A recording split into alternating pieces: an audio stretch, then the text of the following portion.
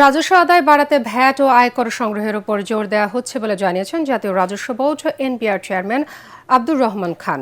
VAT দিবস উপলক্ষে নতুন করে ১ লক্ষ নিবন্ধন করার লক্ষ্যমাত্রা নির্ধারণ করা হয়েছে বলেও জানান তিনি।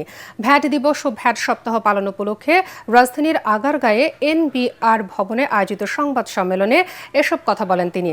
রাজস্ব ঘাটতি মেটাতে যারা কর ফাঁকি দিচ্ছে তাদের চিহ্নিত করে ট্যাক্স আদায়ে এনবিআর কাজ করছে জানিয়ে এনবিআর চেয়ারম্যান বলেন, ট্যাক্স ও ভ্যাট প্রক্রিয়া সহজীকরণে ডিজিটালাইজেশনের উপর গুরুত্ব দেওয়া হচ্ছে।